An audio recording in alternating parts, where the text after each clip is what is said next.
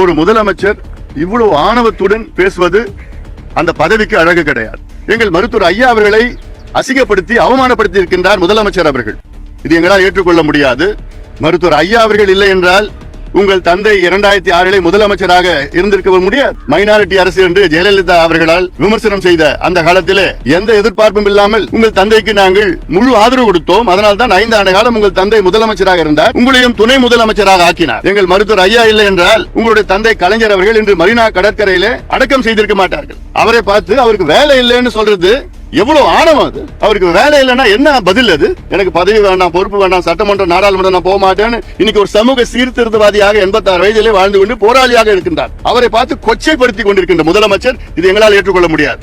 முதலமைச்சர் அவர்கள் முதலில் ஐயாவுக்கு வருத்தம் தெரிவிக்கணும், இல்ல மன்னிப்பு கேட்கணும், இல்ல எங்க தொண்டர்களுடைய உணர்வை கட்டுப்படுத்த முடியாது. சென்னையில செய்தியாளர்கள் சந்திப்பில் தமிழக முதலமைச்சர் மரியாதைக்குரிய திரு ஸ்டாலின் அவர்களை ஊடக நண்பர்கள் அதானியை உங்கள் இல்லத்தில் ரகசியமாக சந்திப்பின் என்ன நோக்கம் என்று மருத்துவர் ராமதாஸ் ஐயா அவர்கள் கேட்டிருந்தாரே என்ற கேள்வி எழுப்பினார்கள்.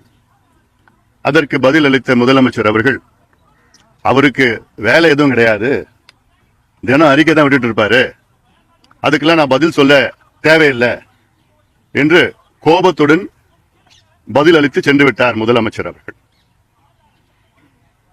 இது கண்டிக்கத்தக்கது. இன்று இந்தியாவிலே ஒரு மூத்த அரசியல் தலைவர் எங்களுடைய மருத்துவர் ஐயா அவர்கள், எங்கள் ஐயாவுக்கு வயது 86. இன்று இந்திய அளவிலே பிரதமர் மோடியால் போற்றப்பட்டு இந்தியாவில் உள்ள அத்துணை தலைவர்களும் ஐயாவை மதிக்கின்ற இந்த சூழலில் ஒரு முதலமைச்சர் இவ்வளவு ஆணவத்துடன் பேசுவது அந்த பதவிக்கு அழகு கிடையாது. எங்கள் ஐயா அவர்கள் என்ன கேள்வி கேட்டார், அதில் என்ன தவறு? கௌதம் அதானியை உங்கள் இல்லத்தில் எதற்கு நீங்கள் ரகசியமாக சந்தித்தீர்கள் என்று கேட்டார். இது என்ன தப்பு இருக்கிறது? எதிர்க்கட்சிகள் கேள்வி கேட்பது எங்களுடைய உரிமை. பதவியில் இருப்பவர்கள் பதில் சொல்வது உங்களுடைய கடமை. அதை விட்டுவிட்டு எங்கள் மருத்துவர் ஐயா அவர்களை அசிங்கப்படுத்தி அவமானப்படுத்தி இருக்கின்றார் முதலமைச்சர் அவர்கள். இது எங்களால் ஏற்றுக்கொள்ள முடியாது. மருத்துவர் ஐயா அவர்கள் இல்லை என்றால் உங்கள் தந்தை 2006 முதலமைச்சராக இருந்திருக்க முடியாது. மைனாரிட்டி அரசு என்று ஜெயலலிதா அவர்களால் தொடர்ந்து விமர்சனம் செய்த அந்த காலத்திலே எந்த எதிர்பார்ப்பும் இல்லாமல் உங்கள் தந்தைக்கு நாங்கள் முழு ஆதரவு கொடுத்தோம். அதனால் தான் 5 ஆண்டு காலம் உங்கள் தந்தை முதலமைச்சராக இருந்தார். உங்களையும் துணை முதலமைச்சராக ஆக்கினார். எங்கள் மருத்துவர் ஐயா இல்லை என்றால் உங்களுடைய தந்தை கலைஞர் அவர்கள் இன்று மரீனா கடற்கரையிலே அடக்கம் செய்திருக்க மாட்டார்கள். மணிமண்டபம் அங்கு வந்திருக்காது. மருத்துவர் ஐயாவால் தான் நாங்கள் போட்ட வழக்கு அன்று இரவு நாங்கள் அதை திருப்பி பெற்றோம். அதனால் தான் அந்த வழக்கு நடந்து நீதிபதி கலைஞர் அவர்களை மரீனா கடற்கரை அடக்கம் செய்யலாம் என்று தீர்ப்பு கொடுத்தார். எங்கள் ஐயா மட்டும் அன்று முடியாது என்று சொன்னால் இன்று கலைஞர் அவர்கள் மரீனா கடற்கரையில் அடக்கம் செய்திருக்க மாட்டார்கள். இதெல்லாம் இருந்து எங்கள் ஐயாவை ஒரு மூத்த அரசியல்வாதி, 86 வயது, இன்று தமிழ்நாட்டில் மட்டுமல்ல இந்தியாவுக்கு 6 இடஒதுக்கீடுகளை பெற்று தந்த ஒரு சமூக சீர்திருத்தவாதி, இது சோசியல் ரிஃபார்மிஸ்ட். அவரை பார்த்து அவருக்கு வேலை இல்லைன்னு சொல்றது எவ்வளவு ஆணவம் அது. உங்கள் தந்தையிடம் நீங்க எந்த பாடம் கத்துக்கல. முதலமைச்சர் அவர்கள் அவர் தந்தையிட்ட எந்த பாடமும் கத்துக்கல. கலைஞர் அவர்கள் காலத்துல தைலாபுரம் தோட்டத்திலிருந்து தைலம் வருகிறது, என் தலைவலிக்கு வருகிறது என்றெல்லாம் சொல்லிய கலைஞர் அவர்கள் தினம் அறிக்கை விடுறதுன்னா அறிக்கை, இது எங்களுடைய யோசனைகள். அறிக்கை விடுவது எங்களுடைய கடமை, எங்கள் உரிமை, எங்களுடைய கடமை. ஏன் அறிக்கை விடுறோம்? தமிழ்நாடு மக்கள் நலம் பெற வேண்டும், தமிழ்நாடு வளர்ச்சி பெற வேண்டும் என்ற காரணத்தால் தான் அறிக்கை விடுகின்றோம். அது நல்ல யோசனைகளாக நீங்கள் எடுத்துக்கொள்ள வேண்டும். நாங்க என்ன கேட்டோம்? ஏன் அதானி வந்தார், உங்களை சந்திச்சாரு? அது அதிகாரபூர்வமான சந்திப்பா இல்ல தனிப்பட்ட சந்திப்பா? அதுல ஏன் வீட்டிலேயே அந்த சந்திப்பு நடந்தது? அமெரிக்காவில தமிழ்நாடு மானம் கப்பல் ஏறி போயிட்டு இருக்கு.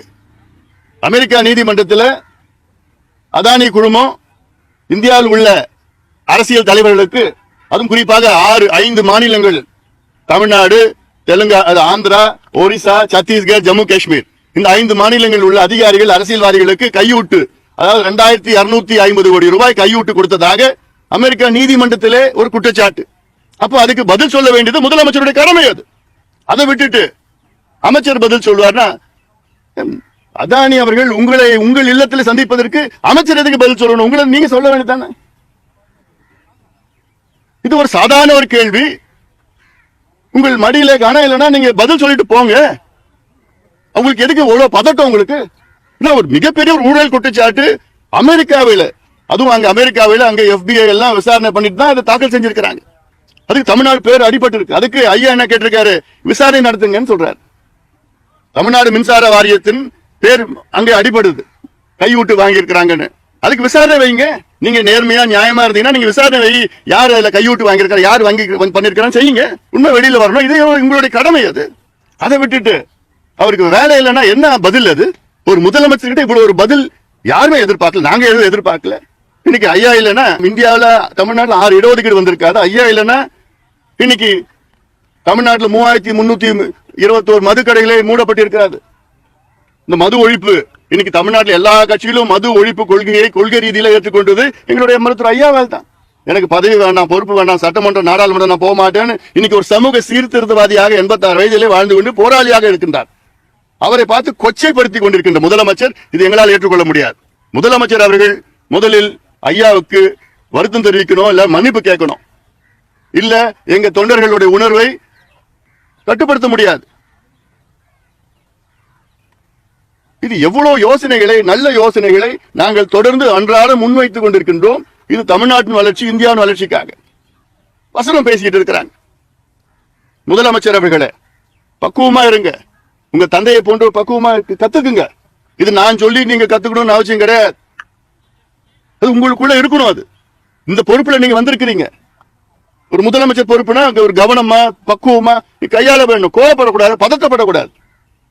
யார் எதிர்கட்சியில் கேள்வி கேட்டாலும் பதில் சொல்லணும். அது உங்களுடைய கடமை. அந்த பொறுப்புல நீங்க இருக்கிறீங்க. நீங்க அதை விட்டுட்டு அவமானப்படுத்துவது உங்கள் வேலையே கிடையாது. அது நிச்சயமாக அது நீங்கள் செய்யக்கூடாது. அதுக்கு மீண்டும் நான் சொல்றேன், எங்களுடைய மூத்த மருத்துவர் ஐயா அவர்களை அவமானப்படுத்திய முதலமைச்சர் அவர்கள் வருத்தம் தெரிவிக்கணும், மன்னிப்பு கேட்கணும். இது குறைஞ்சபட்சம் அவர்கிட்ட நாங்க எதிர்பார்க்கிறோம். நூற்றாண்டுகால அரசியல்ல பாமகவோட அறிக்கைகளுக்கு என்னைக்குமே அரசு, எந்த அரசா இருந்தாலுமே ஒரு நடவடிக்கை இருக்கும், உடனடி நடவடிக்கை இருக்கும். இப்போ இந்த காலத்துல அந்த அறிக்கைக்கு வந்துட்டு இவ்வளவுமான ஒரு முயற்சியற்ற பதில நீங்க எப்படி பாக்குறீங்க? இதோட எதிர்வினை எந்த? இது எங்களுக்கு எல்லாம் மிகப்பெரிய ஒரு அதிர்ச்சியில் இருக்கிறோம். ஏன்னா இன்னைக்கு ஐயா அவர்களை எல்லா கட்சியும் ஏத்துக்கிறாங்க. ஏன்னா இன்னைக்கு 45 ஆண்டு காலம் பொது வாழ்க்கையில ஐயா ஈடுபட்டு ஒரு போராளியாக வாழ்ந்து கொண்டிருக்கின்றார். அப்படிப்பட்ட ஒரு ஐயா இன்னைக்கு அசிங்கப்படுத்தி அவமானப்படுத்தி இருக்கின்ற முதலமைச்சர் எங்களால் மட்டுமில்லை, எங்கள் தொண்டர்களால் ஏற்றுக்கொள்ள முடியவில்லை. எங்கள் தொண்டர்கள் எல்லாம் இன்னைக்கு கொந்தளிப்பாக இருக்கின்றார்கள். ஏன்னா இவர் ரஷ்ய முன்னாள் அதிபர் சர்வாதிகாரி ஸ்டாலின் கிடையாது. தமிழ்நாட்டின் முதலமைச்சர், மக்களால் தேர்வு செய்யப்பட்ட முதலமைச்சர் அவர்கள். இன்னைக்கு தமிழ்நாடு பேரு இன்னைக்கு அல்ல கெட்டு போயிட்டு, தமிழ்நாடு பேர் இன்னைக்கு அமெரிக்காவிலே ஊழல் குற்றச்சாட்டில் அடிபட்டு இருக்கிறது என்றால் முதலமைச்சருடைய கடமை அதற்கு பதில் சொல்ல வேண்டும் என்ற கடமை அது.